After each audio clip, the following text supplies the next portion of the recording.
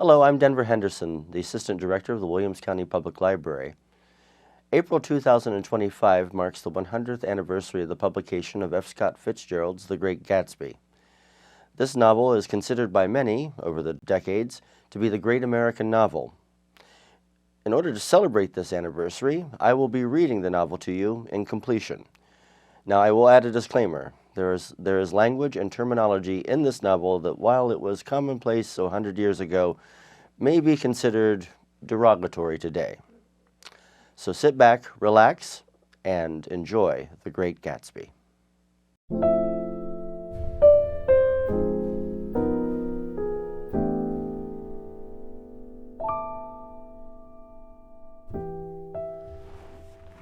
Chapter 8. I couldn't sleep all night. A foghorn was groaning incessantly on the sound, and I tossed half-sick between grotesque reality and savage, frightening dreams. Toward dawn, I heard a taxi go up Gatsby's Drive, and immediately I jumped out of bed and began to dress. I felt that I had something to tell him, something to warn him about, and morning would be too late. Crossing his lawn, I saw that his front door was still open, and he was leaning against a table in the hall, heavy with dejection or sleep. Nothing happened, he said wanly. I waited, and about 4 o'clock she came to the window and stood there for a minute, and then turned out the light. His house had never seemed so enormous to me as it did that night as we hunted through the great rooms for cigarettes. We pushed aside curtains that were like pavilions, and felt over innumerable feet of dark wall for electric light switches. Once I tumbled with a sort of splash upon the keys of a ghostly piano. There was an inexplicable amount of dust everywhere, and the rooms were musty, as though they hadn't been aired for many days. I found the humidor on an unfamiliar table, with 2 stale, dry cigarettes inside. Throwing open the French windows of the drawing room, we sat smoking out into the darkness. "You ought to go away," I said. "It's pretty certain they'll trace your car." "Go away now, old sport?" "Go to Atlantic City for a week, or up to Montreal." He wouldn't consider it. He couldn't possibly leave Daisy until he knew that what she was going to do. He was clutching at the last hope, and I couldn't bear to shake him free. It was this last night that he told me the strange story of his youth with Dan Cody. Told it to me because Jay Gatsby had broken up like glass against Tom's hard malice, and the long secret extravaganza was played out. I think that he would have acknowledged anything now without reserve, but he wanted to talk about Daisy. She was the first nice girl he had ever known.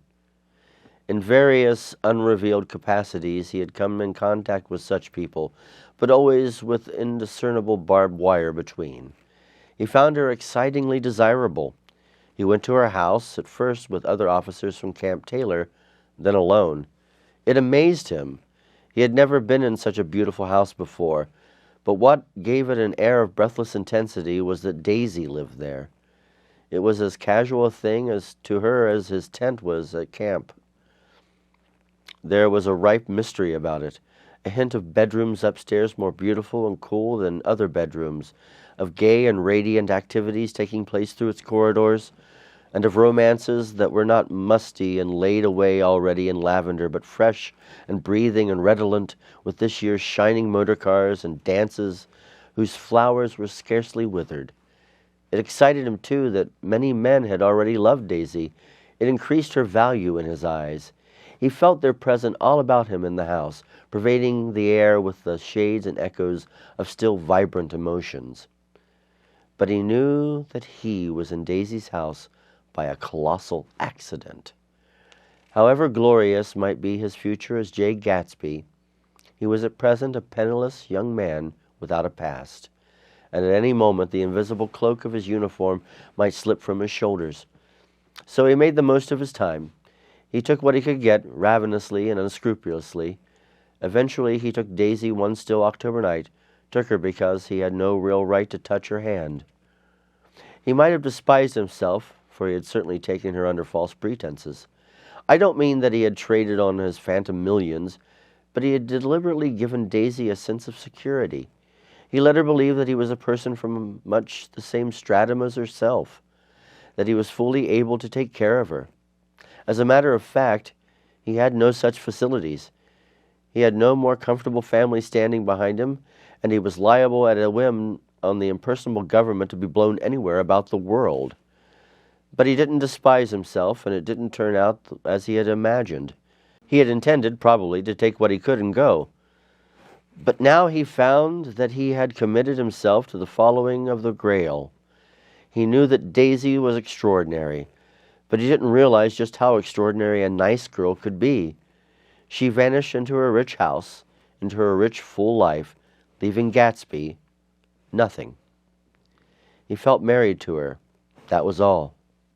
When they met again, 2 days later, it was Gatsby who was breathless, who was somehow betrayed.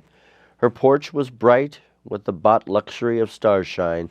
The wicker of the settee squeaked fashionably as she turned towards him, and he kissed her curious and lovely mouth.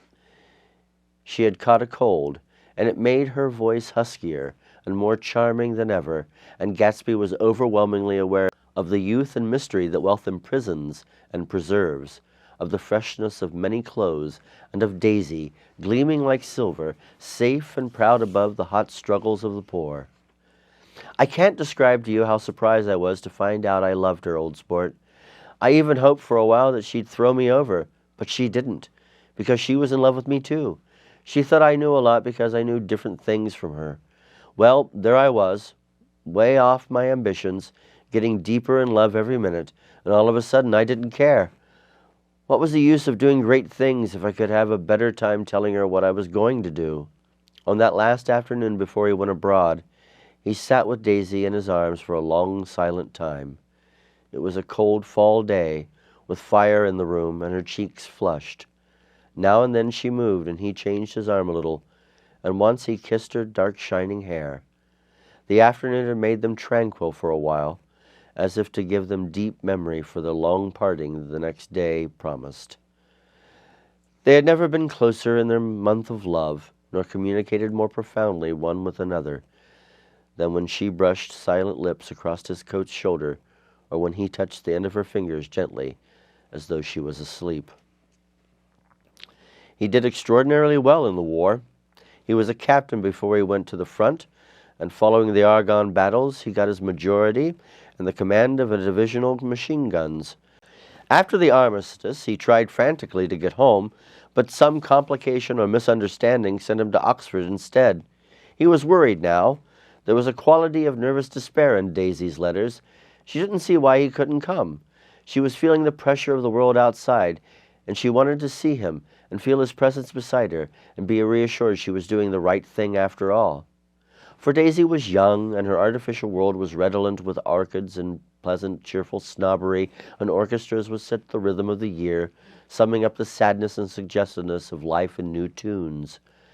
All night the saxophones wailed the hopeless comment of the Beale Street Blues, while 100 pairs of golden and silver slippers shuffled, shining in the dust. At the gray tea hour, there were always rooms that throbbed incessantly with this low, sweet fever, while fresh faces drifted here and there like rose petals blown by the sad horns around the floor. Through this twilight universe, Daisy began to move again with the season. Suddenly she was again keeping 6 dates a day with 6 men. She was drowsing asleep at dawn, with the beads and chiffon of an evening dress tangled among dying orchids on the floor beside her bed. And all the time something within her was crying for a decision. She wanted her life shaped now, immediately, and the decision must be made by some force of love, of money, of unquestionable practicality that was close at hand. That force took the shape in the middle of the spring with the arrival of Tom Buchanan. There was a wholesome bulkiness about his person and his position, and Daisy was flattered. Doubtless there was a certain struggle and a certain relief. The letter reached Gatsby while he was still at Oxford. It was dawn now on Long Island, and we went about opening the rest of the windows downstairs, filling the house with gray-turning, gold-turning light. The shadow of a tree fell abruptly across the dew, and ghostly birds began to sing among the blue leaves. There was a slow, pleasant movement in the air, scarcely a wind, promising a cool, lovely day. I don't think she ever loved him. Gatsby turned around from a window and looked at me challengingly. You must remember, old sport, she was very excited this afternoon. He told her those things in a way that frightened her, that made it look as if I were some kind of cheap sharper. And the result is she hardly knew what she was saying. He sat down gloomily. Of course, she might have loved him for just a minute when they were first married, and loved me more even then, do you see? Suddenly he came out with a curious remark. In any case, he said, it was just personal. What could you make of that except to suspect some intensity in his conception of the affair that couldn't be measured? He came back from France when Tom and Daisy were still on their wedding trip, and made a miserable but irresistible journey to Louisville on the last of his army pay.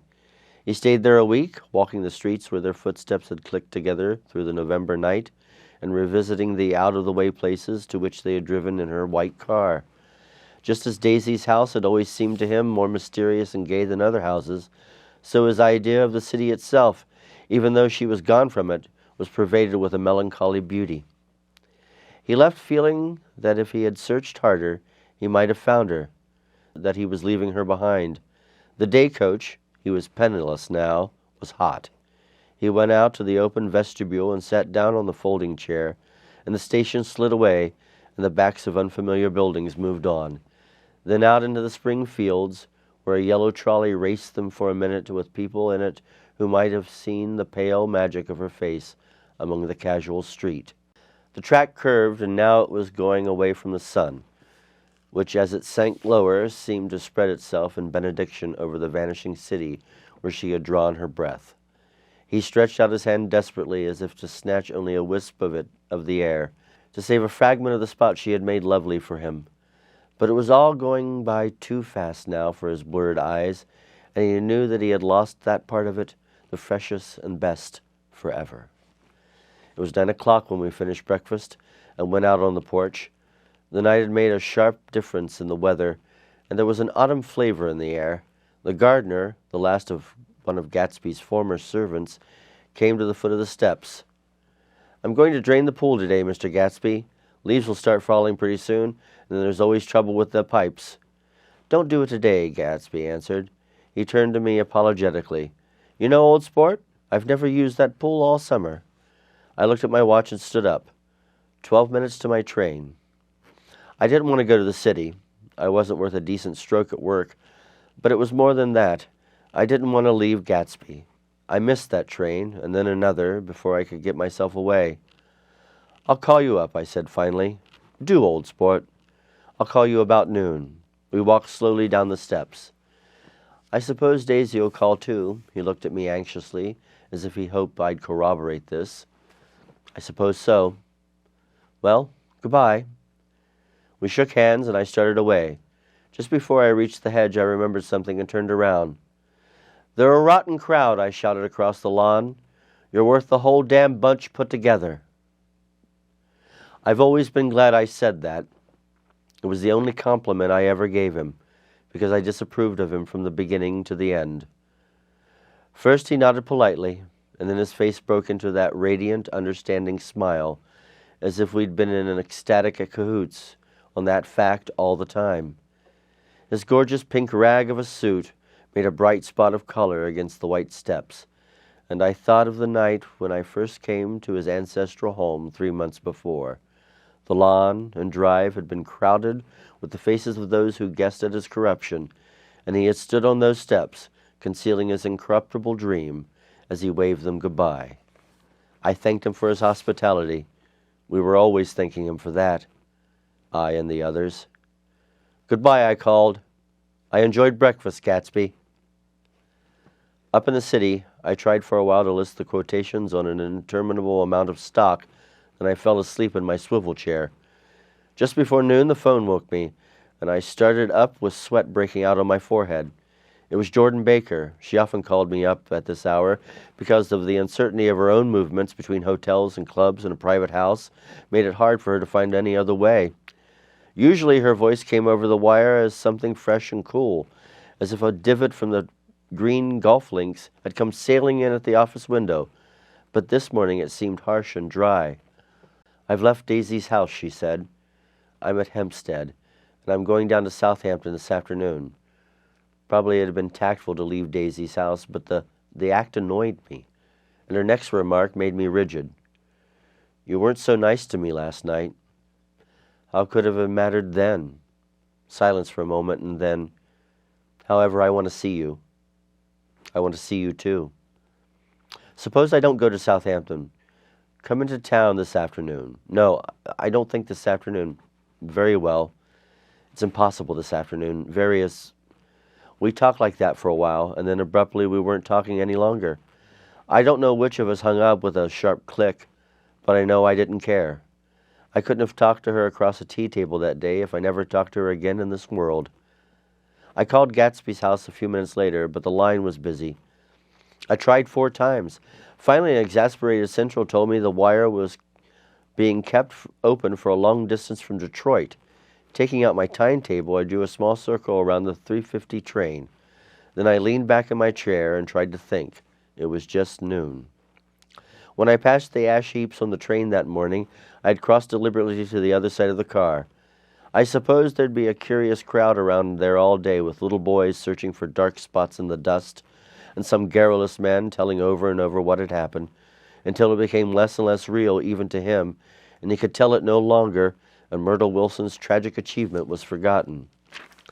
Now I want to go back a little and tell you what happened at the garage after we left that night before. They had difficulty in locating the sister, Catherine. She must have broken her rule against drinking at night, for when she arrived she was stupid with liquor and unable to understand that the ambulance had already gone to Flushing. When they convinced her of this, she immediately fainted, as if that was the intolerable part of the affair. Someone, kind or curious, took her in his car and drove her in the wake of her sister's body. Until long after midnight, a changing crowd lapped up against the front of the garage, while George Wilson rocked himself back and forth on the couch inside.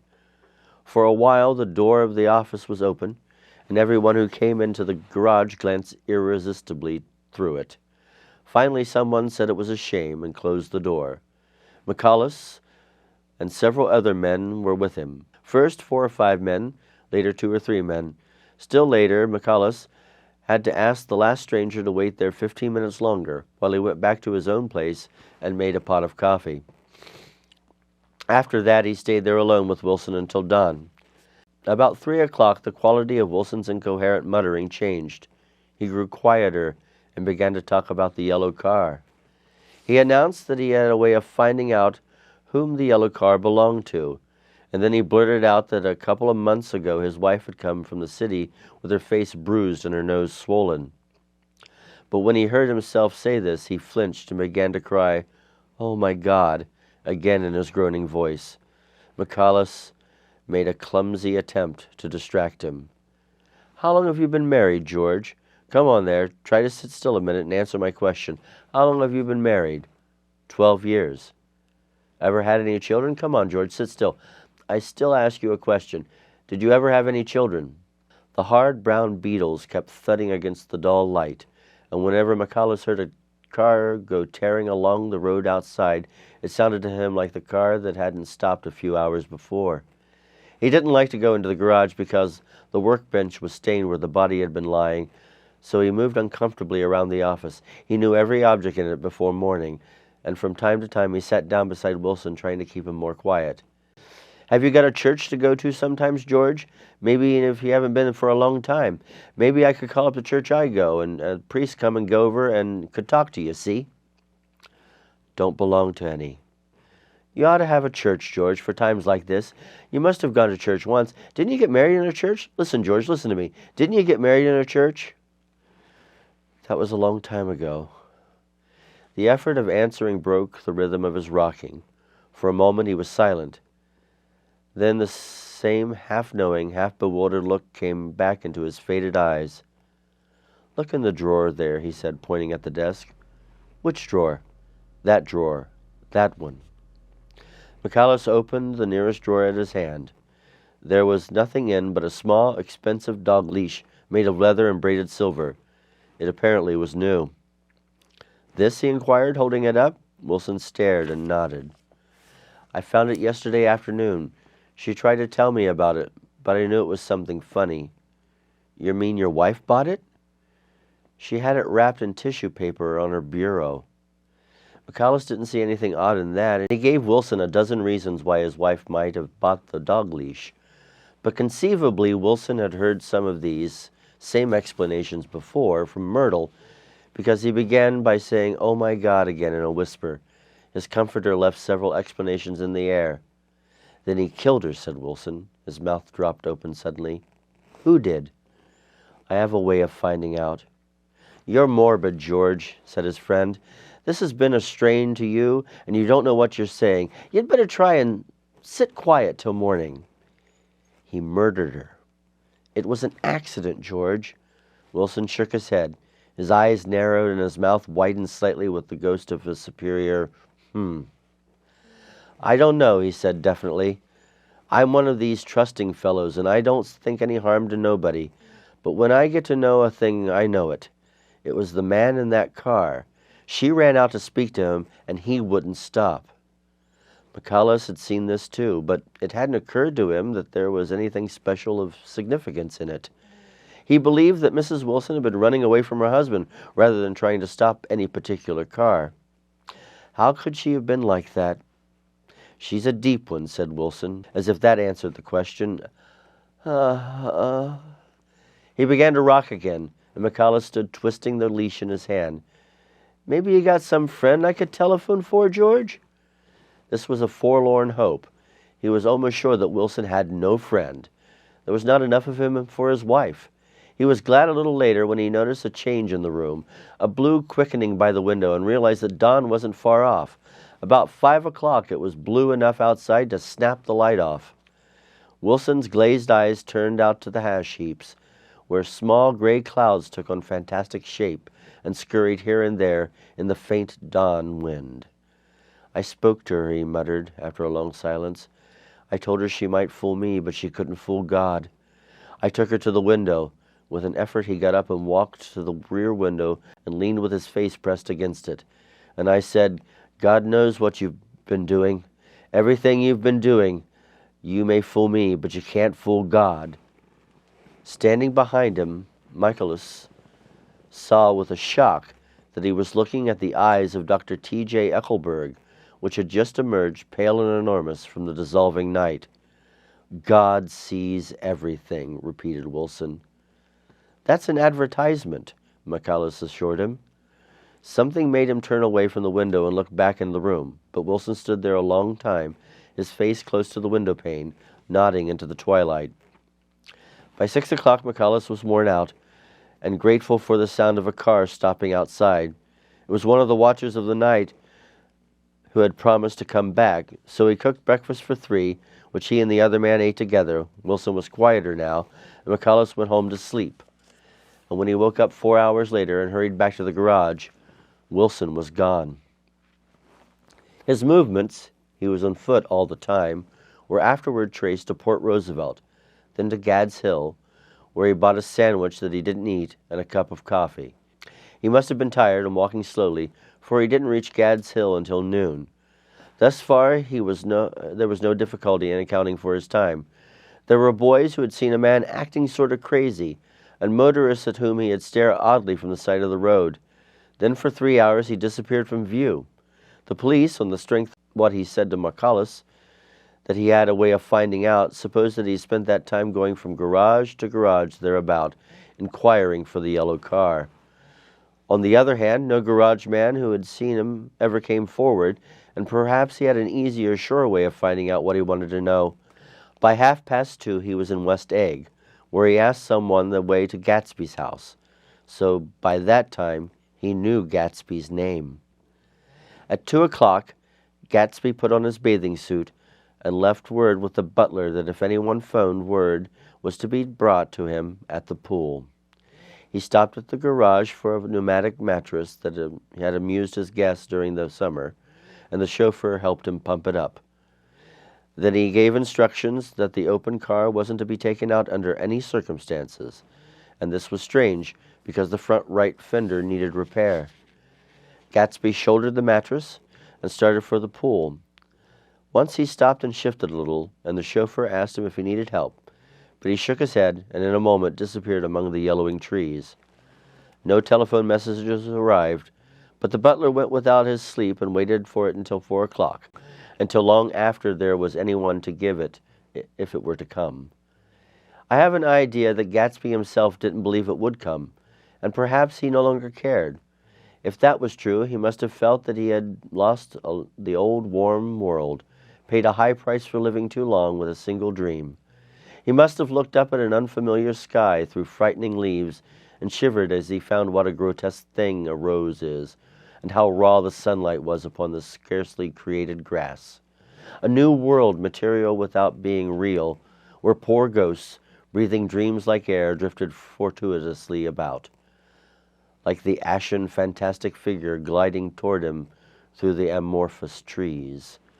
The chauffeur, he was one of Wolfsheim's protégés, heard the shots. Afterward, he could only say that he hadn't thought anything much about them. I drove from the station directly to Gatsby's house, and my rushing anxiously up the front steps was the first thing that alarmed anyone. But they knew then, I firmly believe. With scarcely a word said, 4 of us, the chauffeur, butler, gardener, and I, hurried down to the pool. There was a faint, barely perceptible movement of the water as the fresh flow from one end urged its way toward the drain at the other with little ripples that were hardly the shadows of waves. The laden mattress moved irregularly down the pool. A small gust of wind that scarcely corrugated the surface was enough to disturb its accidental course with its accidental burden. The touch of a cluster of leaves revolved it slowly, tracing, like the leg of a compass, a thin red circle in the water. It was after we started with Gatsby toward the house that the gardener saw Wilson's body a little way off in the grass, and the Holocaust was complete. Chapter 9. After 2 years, I remember the rest of that day, and that night and the next day, only as an endless drill of police and photographers and newspapermen in and out of Gatsby's front door. A rope stretched across the main gate, and a policeman by it kept out the curious. But little boys soon discovered that they could enter through my yard, and there was always a few of them clustered open-mouthed about the pool. Someone with a positive manner, perhaps a detective, used the expression madman as he bent over Wilson's body that afternoon, and the adventitious authority of his voice set the key for the newspaper reports the next morning. Most of those reports were a nightmare, grotesque, circumstantial, eager, and untrue. When McCullough's testimony at the inquest brought to light Wilson's suspicions of his wife, I thought the whole tale would shortly be served up in a racy pasquinade. But Catherine, who might have said anything, didn't say a word. She showed a surprising amount of character about it, too. Looked at the coroner with determined eyes under that corrected brow of hers, and swore that her sister had never seen Gatsby, that her sister was completely happy with her husband, that her sister had been into no mischief whatsoever. She convinced herself of it, and cried into her handkerchief, as if the very suggestion was more than she could endure. S. Wilson was reduced to a man deranged by grief. In short, that the case might remain in its simplest form, and it rested there. But all this part of it seemed remote and unessential. I found myself on Gatsby's side, and alone. From the moment I telephoned news of the catastrophe to West Egg Village, every surmise about him and every practical question was referred to me. At first I was surprised and confused. Then as he lay in his house and didn't move or breathe or speak, hour upon hour, it grew upon me that I was responsible because no one else was interested. Interested, I mean, with that intense personal interest to which everyone has some vague right in the end. I called up Daisy half an hour after we found him, called her instinctively and without hesitation, but she and Tom had gone away early that afternoon and taken baggage with them. Left no address? No. Say when they'd be back? No. Any idea where they are? How I could reach them? I don't know. Can't say. I wanted to get somebody for him. I wanted to go into the room where he lay and reassure him, "I'll get somebody for you, Gatsby. Don't worry. Just trust me, and I'll get somebody for you." Meyer Wolfsheim's name wasn't in the phone book. The butler gave me his office address on Broadway, and I called information. But by the time I had the number, it was long after 5, and no one answered the phone. Will you ring again? I've rung them 3 times. It's very important. Sorry, I'm afraid there's no one there. I went back to the drawing room and thought for an instant that they were chance visitors, all these official people who suddenly filled it. But as they drew back the sheet and looked at Gatsby with unmoved eyes, his protest continued in my brain. Look here, old sport. You've got to get somebody for me. You've got to try hard. I can't go through this alone. Someone started to ask me questions, but I broke away and, going upstairs, looked hastily through the unlocked parts of his desk. He never told me definitively that his parents were dead, but there was nothing, only pictures of Dan Cody, a token of forgotten violence, staring down from the wall.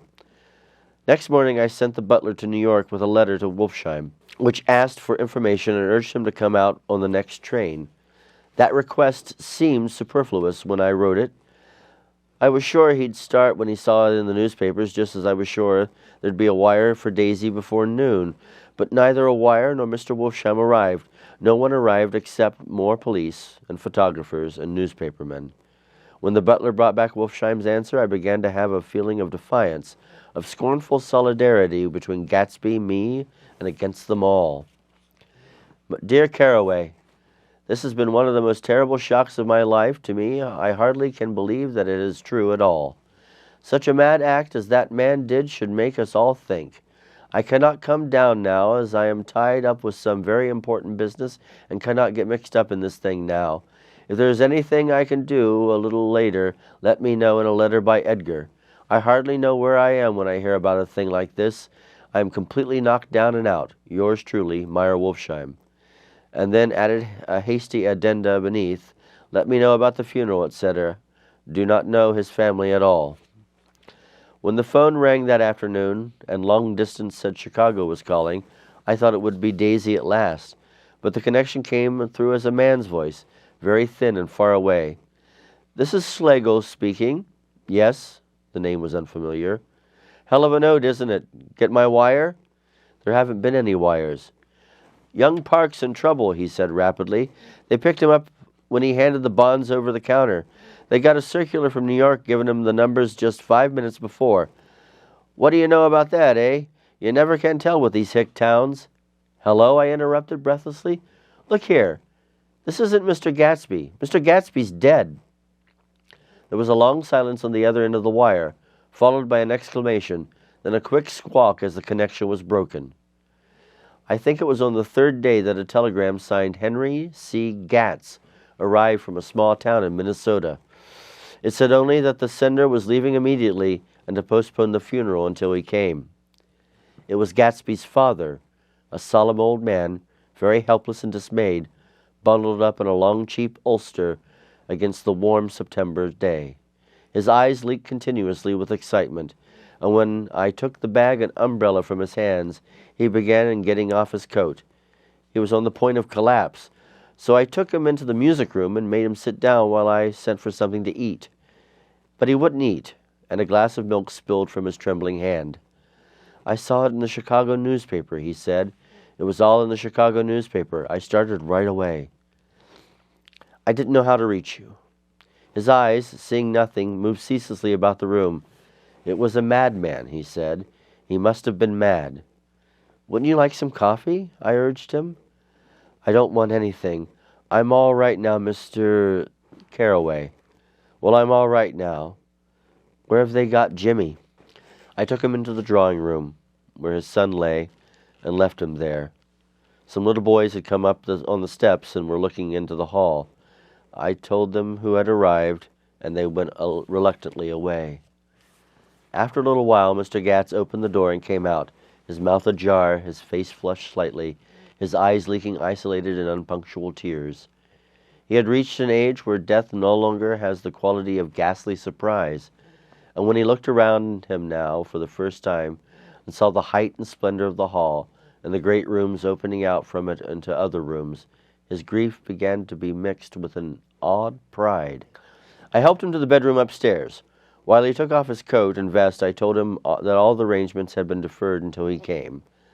I didn't know what you'd want, Mr. Gatsby. Gatz is my name. Mr. Gatz, I thought you might want to take the body west. He shook his head. Jimmy always liked it better down east. He rose up to his position in the east. Were you a friend of my boy, Mr.? We're close friends. He had a big future before him, you know. He was only a young man, but he had a lot of brain power here. He touched his head impressively, and I nodded. If he had lived, he'd been a great man. A man like James J. Hill. He'd have helped build up the country. That's true, I said uncomfortably. He fumbled at the embroidered coverlet, trying to take it from the bed, and lay down stiffly, and was instantly asleep. That night an obviously frightened person called up and demanded to know who I was before he would give me his name. This is Mr. Carraway, I said. Oh! He sounded relieved. This is Klipspringer. I was relieved too, for that seemed to promise another friend at Gatsby's grave. I didn't want to be in the papers and draw a sightseeing crowd, so I had been calling people myself, and they were hard to find. The funeral's tomorrow, I said, 3 o'clock, here at the house. I wish you'd tell anybody who would be interested. Oh, I will, he broke out hastily. Of course, I'm not likely to see anybody, but if I do... His tone made me suspicious. Of course you'll be there yourself. Well, I'll certainly try. What I called up about is... Wait a minute, I interrupted. How about saying you'll come? Well, the fact is, the truth of the matter is that I'm staying with some people up here in Greenwich, and they would rather expect me to be with them tomorrow. In fact, there's sort of a picnic or something. Of course, I'll try my very best to get away. I ejaculated with unrestrained huh, and he must have heard me, for he went on nervously. What I called up about was a pair of shoes I left there. I wonder if it'd be too much trouble to have the butler send them on. You see, they're tennis shoes, and I'm sort of helpless without them. My address is care of B.F. I didn't hear the rest of the name because I hung up on the receiver. After that, I felt a certain shame for Gatsby. One gentleman to whom I telephoned implied that he had got what he deserved. However, that was my fault, for he was one of those who used to sneer most bitterly at Gatsby on the courage of Gatsby's liquor, and I should have known better than to call him. The morning of the funeral, I went up to New York to see Meyer Wolfsheim. I couldn't seem to reach him any other way. The door that I pushed open, on the advice of the elevator boy, was marked the Swastika Holding Company, and at first there didn't seem to be anyone inside. But when I'd shouted, "Hello!" several times in vain, an argument broke out behind a partition, and presently a lovely Jewish woman appeared at an interior door and scrutinized me with black, hostile eyes. "Nobody's in," she said. "Mr. Wolfsheim's gone to Chicago." The first part of this was obviously untrue, for someone had begun to whistle the rosary tunelessly inside. "Please say that Mr. Carraway wants to see him." "I can't get him back from Chicago, can I?" At this moment a voice, unmistakably Wolfsheim's, called, "Stella!" from the other side of the door. "Leave your name on the desk," she said quickly. "I'll give it to him when he gets back." "But I know he's there." She stood a step towards me and began to slide her hands indignantly up and down her hips. "You young men think you can force your way in here any time," she scolded. "We're getting sick and tired of it. When I say he's in Chicago, he's in Chicago." I mentioned Gatsby. "Oh." She looked at me over again. "Well, you just... What was your name?" She vanished. In a moment, Meyer Wolfsheim stood solemnly in the doorway, holding out both hands. He drew me into his office, remarking in a reverent tone that it was a sad time for us all, and he offered me a cigar. "My memory goes back to when I first met him," he said. "A young major just out of the army and covered with medals he got in the war. He was so hard up and had to keep on wearing his uniform because he couldn't buy some regular clothes. First time I saw him was when he came into Weinbrenner's pool room on 43rd Street and asked for a job. He hadn't eaten anything for a couple of days. 'Come on, have some lunch with me,' I said. He ate more on $4 worth of food in half an hour." "Did you start him in business?" I inquired. "Start him? I made him." "Oh." "I raised him up from nothing, right out of the gutter. I saw right away he was fine-appearing, gentlemanly young man, and when he told me he was at Oxford, I knew I could use him good. I got him to join up the American Legion, and he used to stand high there. Right off, he did some work for a client of mine up in Albany. We were thick like that in everything." He held up two bulbous fingers, "always together." I wondered if this partnership had included the World Series transaction in 1919. Now he's dead, I said after a moment. You were his closest friend, so I know you'll want to come to his funeral this afternoon. I'd like to come. Well, come then. The hair in his nostrils quivered slightly as he shook his head and his eyes filled with tears. I can't do it. I can't get mixed up in it, he said. There's nothing to get mixed up in. It's all over now. When a man gets killed, I never like to get mixed up in it anyway. I keep out. When I was a young man, it was different. If a friend of mine died, no matter how, I stuck with him to the end. You may think that's sentimental, but I mean it, to the bitter end. I saw that for some reason of his own, he was determined not to come, so I stood up. Are you a college man? He inquired suddenly. For a moment I thought he was going to suggest a connection, but he only nodded and shook my hand. Let us learn to show our friendship for a man when he is alive, not after he is dead, he suggested. After that, my own rule is to let everyone alone. When I left his office, the sky had turned dark, and I got back to West Egg in a drizzle. After changing my clothes, I went next door and found Mr. Gatz walking up and down excitedly in the hall. His pride in his son and in his son's possessions was continually increasing, and now he had something to show me. Jimmy sent me this picture. He took out his wallet with trembling fingers. Look here. It was a photograph of the house, cracked in the corners and dirty with many hands. He pointed out every detail to me eagerly. Look here, and then sought admiration from my eyes. He had shown it so often that I think it was more real to him now than the house itself. Jimmy sent it to me.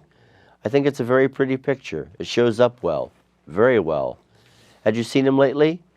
He come out to see me 2 years ago and bought me the house I live in now. Of course, we was broke up when he run off from home, but I see now that there was a reason for it. He knew he had a big future in front of him, and ever since he made a success, he was very generous with me. He seemed reluctant to put away the picture, held it for another minute, lingeringly, before his eyes. Then he returned the wallet and pulled from his pocket a raggedy old copy of a book called Hopalong Cassidy. Look here.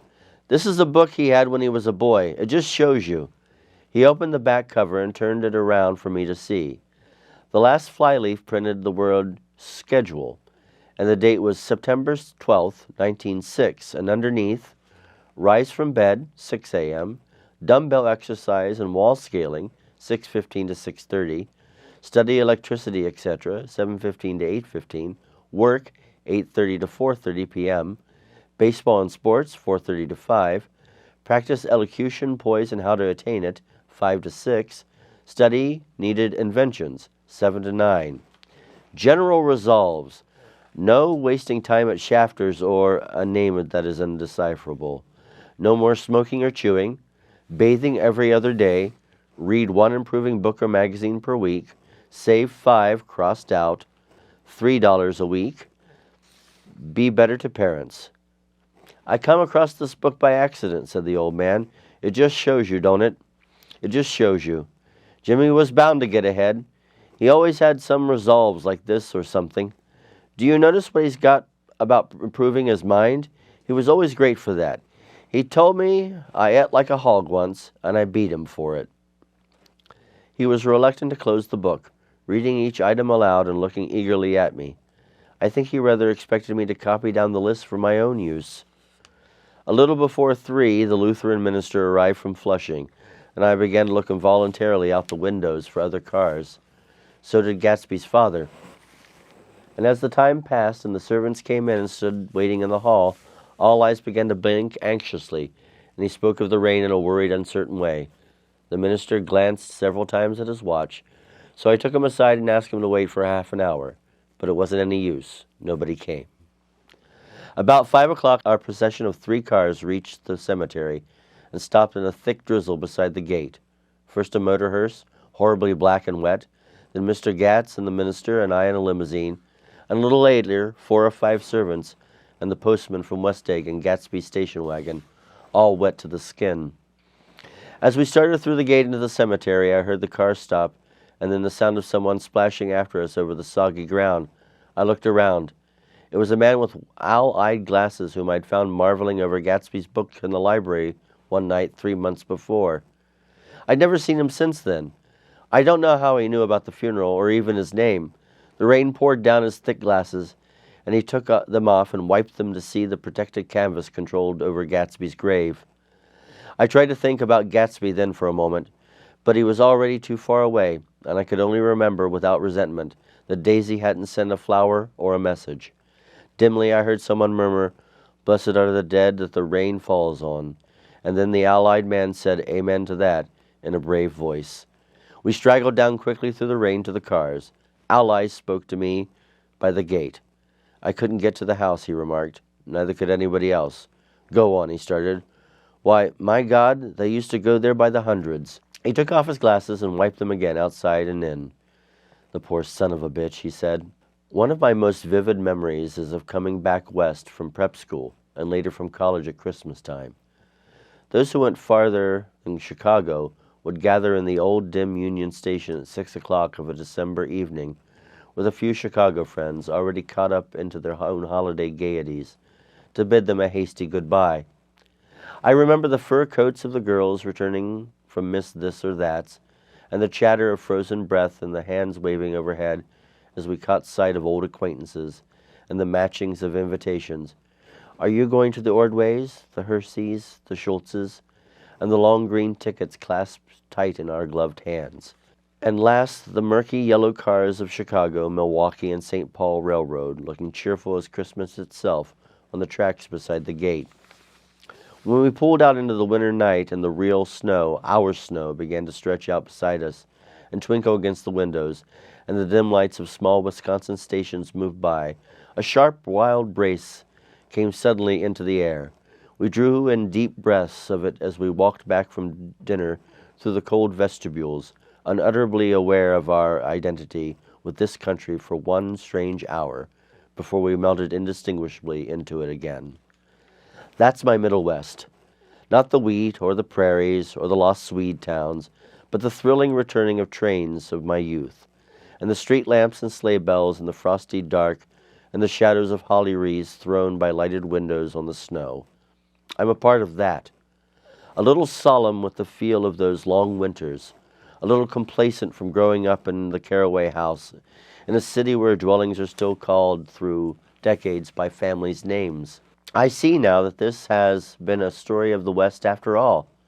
Tom and Gatsby, Daisy and Jordan and I, we're all Westerners, and perhaps we all possess some deficiency in common which made us suddenly unadaptable to Eastern life.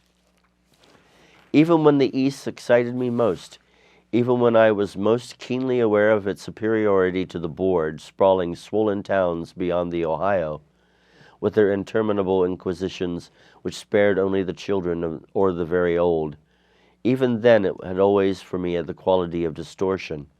West Egg especially still figures in my more fantastic dreams. I see it as night as the scene by El Greco, 100 houses, at once conventional and grotesque, crouching under a sullen, overhanging sky and a lusterless moon. In the foreground, 4 solemn men in dress suits are walking along a sidewalk with a stretcher on which lies a drunken woman in a white evening dress. Her hand, which dangles over the side, sparkles cold with jewels.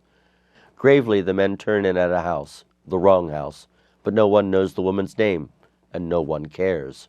After Gatsby's death, the East was haunted for me like that, distorted beyond my eyes' powers of correction. So when the blue smoke of brittle leaves was in the air and the wind blew the wet laundry stiff on the line, I decided to come back home.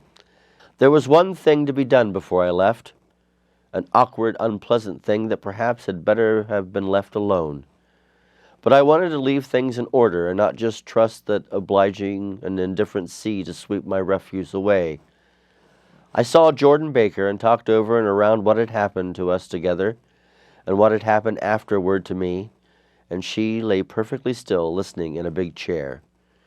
She was dressed to play golf, and I remember thinking she looked like a good illustration, her chin raised a little jauntily, her hair the color of an autumn leaf, her face the same brown tint as the fingerless glove at her knee. When I had finished, she told me without comment that she was engaged to another man.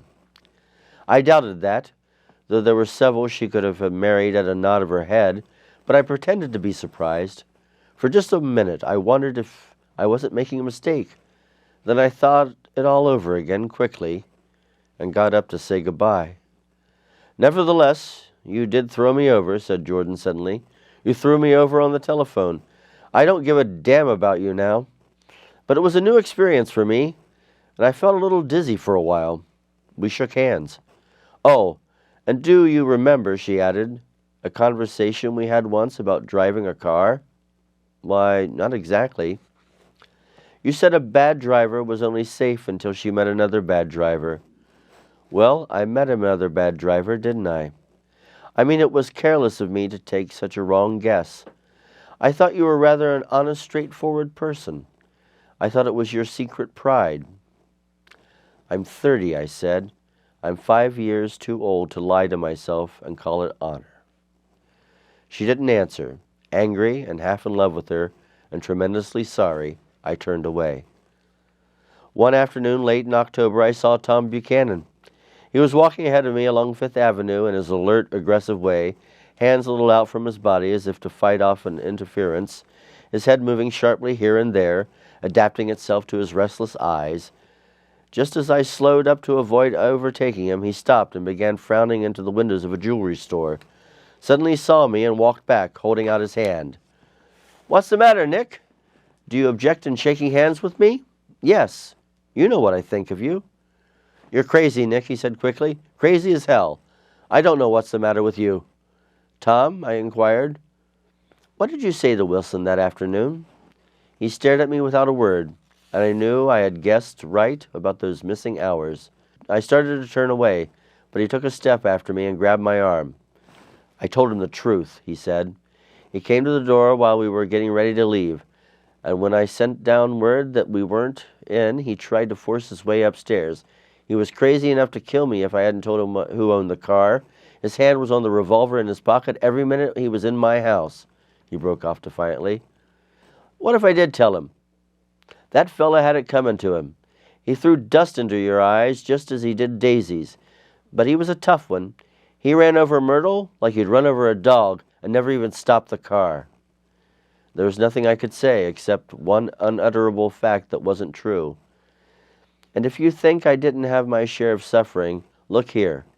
When I went up to give that flat and saw that damn box of dog biscuits sitting there on the sideboard, I sat down and cried like a baby. By God, it was awful. I couldn't forgive him or like him, but I saw that what he had done was, to him, entirely justifiable. It was all very careless and confused. They were careless people, Tom and Daisy. They smashed up things and creatures and then retreated back into their money and their vast carelessness or whatever it was that kept them together and let other people clean up the mess they made. I shook hands with him. It seemed silly not to, for I felt suddenly as though I were talking to a child. Then he went into the jewelry store to buy a pearl necklace or perhaps only a pair of cuff buttons, rid of my provincial squeamishness forever. Gatsby's house was still empty when I left. The grass on his lawns had grown as long as mine. One of the taxi drivers in the village never took a fare past the entrance gate without stopping for a minute and pointing inside. Perhaps it was he who drove Daisy and Gatsby over to East Egg that night of the accident, and perhaps he had made a story about it all his own. I didn't want to hear it and avoided him when I got off the train. I spent my Saturday nights in New York because those gleaming, dazzling parties of his were with me so vividly that I could still hear the music and laughter, faint and incessant, from his garden, and the cars going up and down the drive. One night I did hear a material car there and saw its lights stop at his front steps. I didn't investigate. Probably it was some final guest who had been away at the ends of the earth and didn't know the party was over. On the last night, with my trunk packed and my car sold to the grocer, I went over and looked at the huge, incoherent failure of a house once more. On the white steps, an obscene word, scrawled by some boy with a piece of brick, stood out clearly in the moonlight, and I erased it, drawing my shoe raspingly along the stone. Then I wandered down to the beach and sprawled out on the sand. Most of the big shore places were closed now, and there were hardly any lights except the shadowy, moving glow of a ferry boat across the Sound. And as the moon rose higher and incessantly houses began to melt away until gradually I became aware of the old island here that flowered once for Dutch sailors' eyes, a fresh green breast of the New World. Its vanished trees, the trees that had made the way for Gatsby's house, had once pandered in whispers to the last and greatest of all human dreams. For a transitory, enchanted moment, man must have held his breath in the presence of this continent, compelled into aesthetic contemplation that he neither understood nor desired. Face to face, for the last time in history, was something commiserate to his capacity for wonder. And as I sat there brooding on the old unknown world, I thought of Gatsby's wonder when he first picked out the green light at the end of Daisy's dock.